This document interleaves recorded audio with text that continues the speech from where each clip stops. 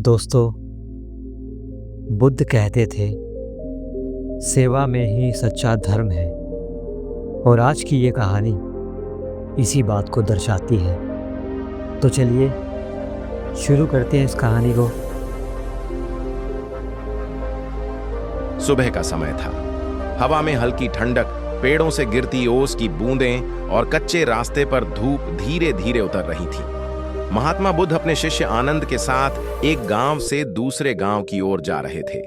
रास्ते में आनंद की नजर एक दृश्य पर ठहर गई। एक युवक धीरे धीरे चल रहा था। उसका एक हाथ अपने पिता का थामा हुआ था। पिता की आंखें खुली थी, पर उनमें रोशनी नहीं थी।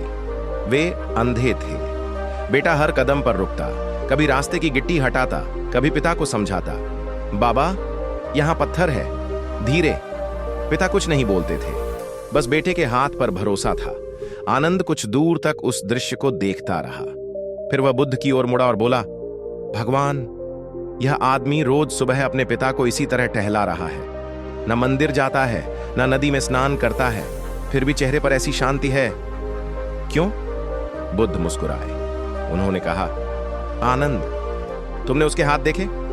आनंद बोला, हां प्रभु, वह अपने पिता का हाथ पकड़े हुए था।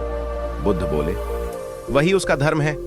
आनंद चौंक गया, लेकिन प्रभु, वह तो अंधे हैं, उनके लिए जीवन कितना कठिन होगा।